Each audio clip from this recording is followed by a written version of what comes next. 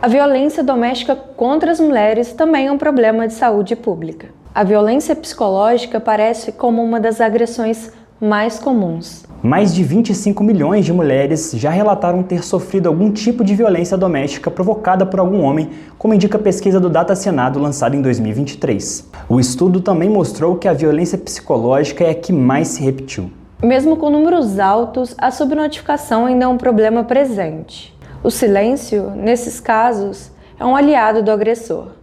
E é importante ficar atento aos sinais que a vítima de violência pode deixar escapar. Por isso, a Tribuna conversa agora com a psicóloga Alice Tristão, da Secretaria Especial das Mulheres da Prefeitura de Juiz de Fora.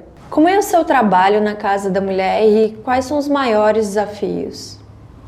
Então, lá na Casa da Mulher, quando a mulher chega a primeira vez para atendimento, ela passa no acolhimento, né? Lá nós somos 3 psicólogas, né? E aí no acolhimento é uma escuta qualificada, né, da situação que levou a mulher lá, se essa violência foi praticada por alguém da convivência doméstica dela e por ela ser mulher, né?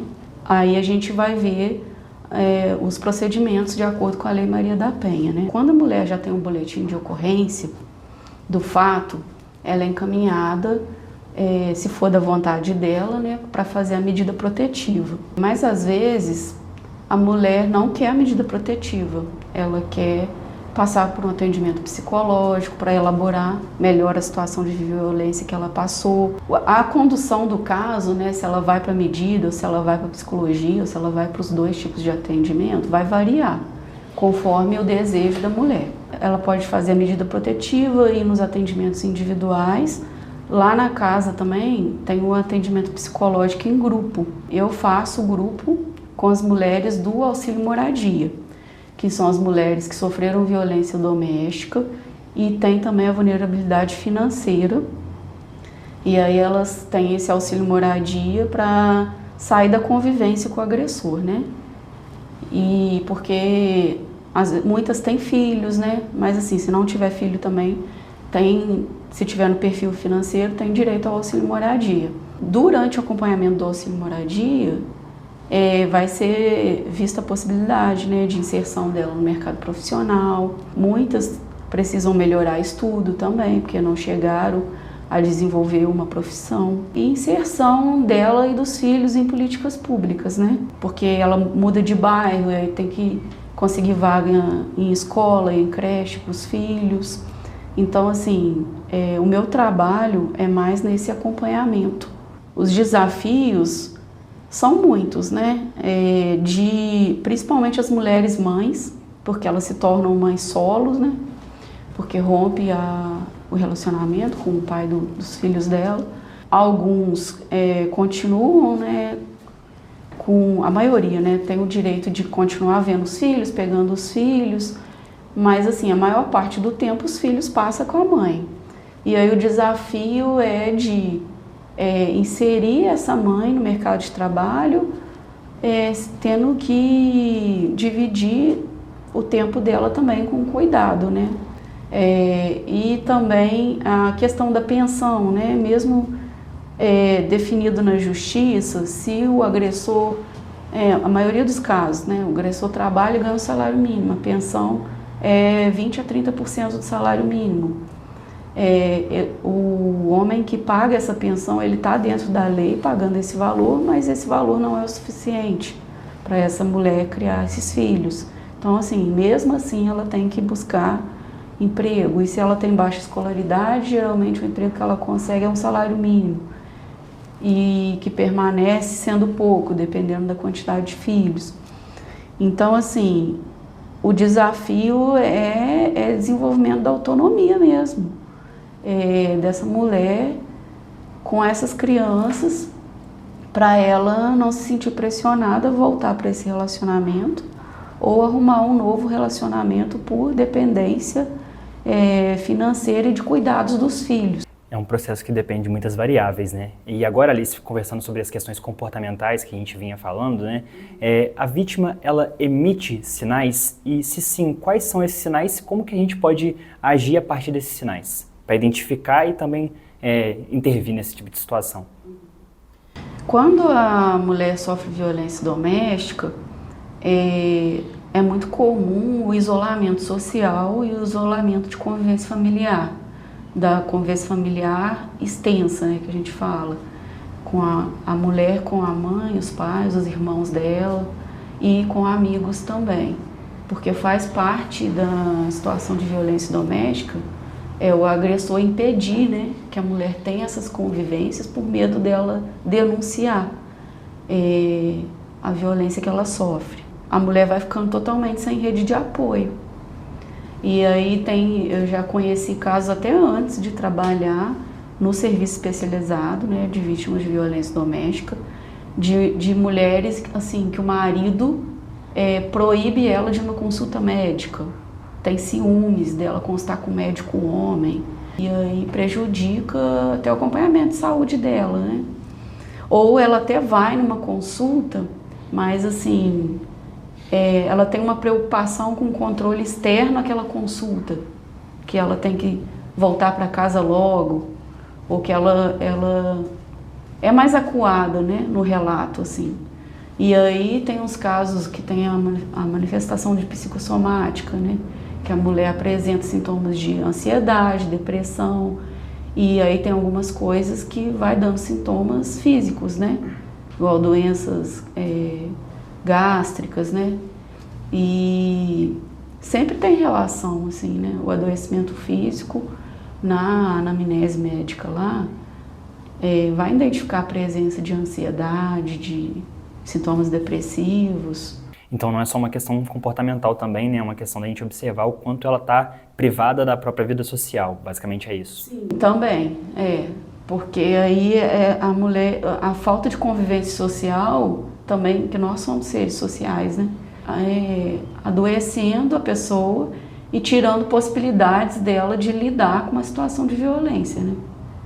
Porque quanto mais você dialoga sobre uma experiência, mais alternativas você vai tendo de como que você vai lidar com ela. E aí, se você não pode falar daquela experiência com ninguém, você vai diminuindo suas possibilidades de mudança daquilo que você passa, né? E nesse tipo de caso, só emendando nessa pergunta também, como que alguém de fora, uma pessoa que não é profissional, às vezes um amigo, uma vizinha, alguém que está próximo daquele ciclo social e identifica esses sinais, como intervir? É interessante intervir, mesmo não tendo essa capacidade profissional, e como intervir no final das contas, né? Assim, se tem uma mulher que você sabe que ela tinha uma vida social, que ela tinha uma convivência familiar, e aí ela se isola, some, né? Não aceita mais convite nenhum, não visita mais ninguém, e ela também não pode receber visitas na casa dela. Isso daí já dá um sinal. E aí, se você tiver um momento de conversa com essa mulher e ela não relatar objetivamente, né? Porque ela não chega falando para você, estou sofrendo violência psicológica ou violência doméstica. Ela vai relatar algum incômodo do relacionamento dela. E assim, socialmente, às vezes as pessoas julgam, né? Ou então, tipo, considera natural que isso faz parte de um relacionamento. E às vezes não, é uma violência psicológica, né? Você vai falar, meu marido não me deixa trabalhar fora, não me deixa terminar os meus estudos. Então isso sim, já é uma violência. Muitas pessoas, né, escutam esse tipo de coisa e ainda reforçam, né? Mas ele tá certo, você tem filho pequeno, você tem que cuidar do seu filho. Mas assim, uma coisa não impede outra, né? Você pode ser mãe e estudar, você pode ser mãe e trabalhar. Naturalizar essas falas fazem com que corrobore para que o silêncio da mulher se perpetue? Como é? Sim, já é naturalizado, né? Socialmente, culturalmente, né? As pessoas acham normal a mulher deixar de estudar, deixar de trabalhar para cuidar dos filhos. Não que não seja normal só cuidar dos filhos, mas assim, desde que seja uma opção dela, né, consciente. E o que a gente vê é que existe uma pressão, né, social muito grande Porque quando a mulher é mãe e ela busca estudar e trabalhar, socialmente elas são pressionadas a largar tudo para dedicar a vida aos cuidados dos filhos, exclusividade aos cuidados domésticos, né? O tempo todo a gente tem uma sociedade dizendo que o lugar da mulher é dentro de casa cuidando dos filhos, apenas, né? Você comentou que na outra ponta também acompanha mulheres de 50, 60 anos que passaram parte da vida, a maior parte às vezes, em um relacionamento, mas que agora elas conseguem se desvincular desses parceiros abusivos. Você pode contar pra gente como essa experiência também é positiva, de ver que as mulheres, mesmo em condições que a gente não imagina, elas conseguem sair desse ciclo? Sim, eu vejo que isso está acontecendo muito, né, com o avanço das discussões, né, sociais, de que o lugar da mulher é onde ela quiser, e que também como resultado também de políticas públicas, né, que hoje pensa-se existe políticas públicas para ajudar a amparar essa mulher nesse rompimento, que há 30, 40 anos atrás não existia. Então, esses casos de mulheres, né, com filhos já adultos, que já saíram de casa, e essas mulheres tomando consciência de que o relacionamento delas foi e é abusivo e de que elas podem romper. E aí, assim, o fato dos filhos já estarem criados e não dependerem mais dos cuidados delas, alguns filhos apoiam, mas tem casos de mulheres que rompem esse relacionamento, que os filhos e as filhas não apoiam o rompimento. E aí a mulher busca as políticas públicas, né? Igual o auxílio moradia, por exemplo. Às vezes ela tem filhos e filhas que pode ajudar ela com moradia, mas não apoia que ela deve se separar do pai. Agora, depois de 30, 40 anos, mas assim, quem sabe o que está passando é ela. É uma decisão dela, né? E é uma coragem, né? Porque quanto mais tempo no relacionamento, quanto mais dependência, não só financeira, né? Emocional, de convivência, mais difícil de romper. E pensando no outro caso, né? No outro tipo de caso, das pessoas, das vítimas que permanecem em silêncio. Por que elas permanecem em silêncio? Então, muitos fatores, né, que influenciam, né? Uma dependência emocional muito grande, às vezes aquele relacionamento com o agressor, aquele vínculo afetivo é o único que ela tem com ele, com os filhos. Ela já tem vínculos afetivos com outras pessoas rompido ou nem chegou a ter, né? Mulheres que cresceram em famílias que o vínculo afetivo já era fragilizado, e às vezes ela se achou, ela se entendeu enquanto sujeito naquele relacionamento afetivo com o agressor, né? Ela desenvolveu a identidade dela naquele relacionamento. Então, romper com aquilo, por mais que tenha violência, é como se fosse romper com uma subjetividade que se desenvolveu ali naquele relacionamento. Antes dela sofrer a violência doméstica, ela teve também experiências boas naquele relacionamento. Então, assim, fica o tempo todo aquela ponderação, né? Tipo, ele foi violento comigo hoje, mas teve momentos que ele não foi. E a questão do medo também, né? Porque faz parte da violência doméstica colocar medo na vítima de que se ela denunciar vai piorar. Então, uma mulher que sofre violência doméstica e alguém que conhece uma mulher que sofre violência doméstica, como que ela pode fazer para procurar uma rede de apoio aqui em Juiz de Fora? Então, pode encaminhar uma rede de apoio profissional, né? Primeira coisa, a pessoa que ouviu essa mulher relatando que ela está impedida de ir em alguns lugares, de visitar ou receber visitas, ter contato com pessoas, ou um contato limitado, escutar ela sem julgar, né? E ela pode procurar a Casa da Mulher, né?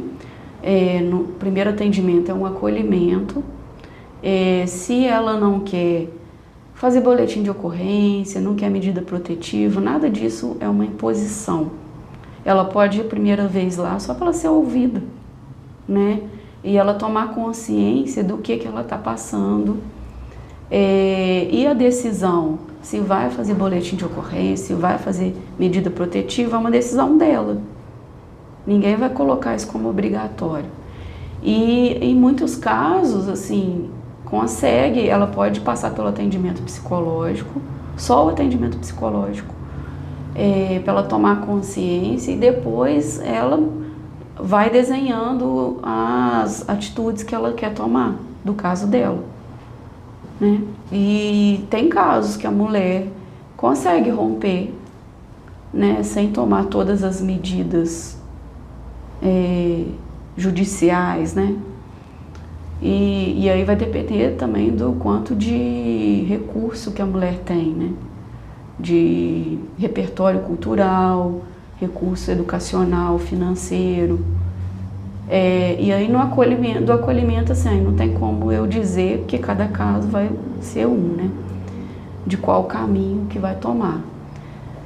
Aí a porta de entrada é a casa da mulher, acolhimento. Perfeito, muito obrigada. Imagina, eu que agradeço a oportunidade.